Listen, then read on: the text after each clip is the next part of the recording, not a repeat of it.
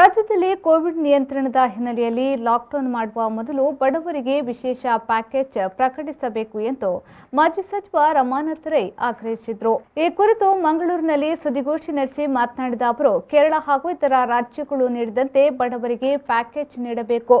ಜನರು ಆರ್ಥಿಕ ಸಂಕಷ್ಟದಲ್ಲಿದ್ದಾರೆ. ಪ್ರತಿ ಗ್ರಾಮ ಪಂಚಾಯತ್ಗಳಲ್ಲಿ ಗಂಜಿ ಕೇಂದ್ರಗಳನ್ನು ತೆರೆಯಬೇಕು. ದಕ್ಷಿಣ ಕನ್ನಡ ಜಿಲ್ಲೆಯಲ್ಲಿ ವೆನ್ಲಾಕ್ ಆಸ್ಪತ್ರೆಯಲ್ಲಿ ಕೋವಿಡ್ ನಿಯಮ ಪಾಲನೆಯೊಂದಿಗೆ ಕ್ಯಾಂಟೀನ್ ಅನ್ನು ಆರಂಭಿಸಬೇಕು.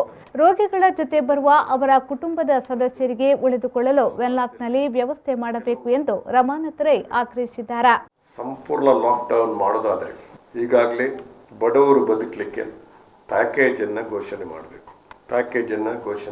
ನಾನು ಇದನ್ನು ಸುಮಾರು ಸಲ ಹೇಳಿದ್ದೇನೆ. ಮತ್ತೊಮ್ಮೆ ನಾನು ಈ ವಿನಂತಿಯನ್ನು ಮಾಡ್ತಾ ಇದ್ದೇನೆ.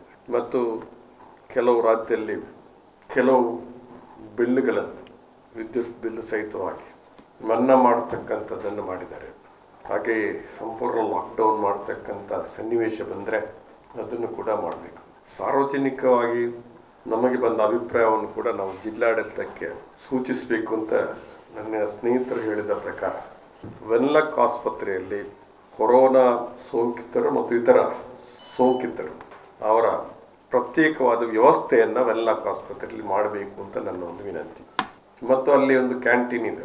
ಕೋವಿಡ್ ಮಾರ್ಗಸೂಚಿಯ ಪ್ರಕಾರ ಆ ಕ್ಯಾಂಟೀನ್ ಅನ್ನು ತೆರೆಯಲಿಕ್ಕೆ ಕ್ರಮವನ್ನು ಕೈಗೊಳ್ಳಬೇಕು ಅಂತ ಜನರ ಒಂದು ಬೇಡಿಕೆ.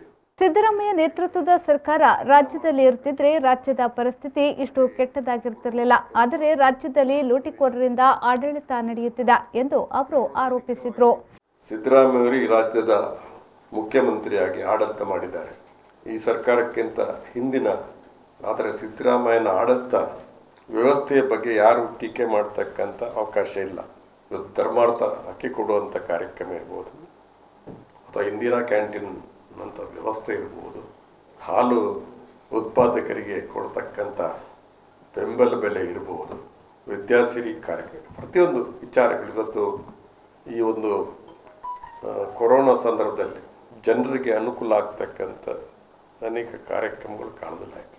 ಅವರ ಸರ್ಕಾರ ಬಂದು ಹಿಂದಿನ ವ್ಯವಸ್ಥೆ ಅಂತೇಳಿ ಮಾತಾಡ್ತಾ ಹೋದ್ರೆ ಜಿಲ್ಲೆಯ ಕಾಂಗ್ರೆಸ್ ಹಾಗೂ ಯುವ ಕಾಂಗ್ರೆಸ್ ನೇತೃತ್ವದಲ್ಲಿ ಅಧ್ಯಕ್ಷ ಲುಕ್ಮಾನ್ ನಾಯಕತ್ವದಲ್ಲಿ ಕಾಂಗ್ರೆಸ್ ಕೋವಿಡ್ ಸಂತ್ರಸ್ತರಿಗೆ ನೆರವು ನೀಡಲು ಆಮ್ಲಜನಕ ಸಹಿತ ಆಂಬ್ಯುಲೆನ್ಸ್ ಸೇವೆ ಆರಂಭಿಸಿದೆ.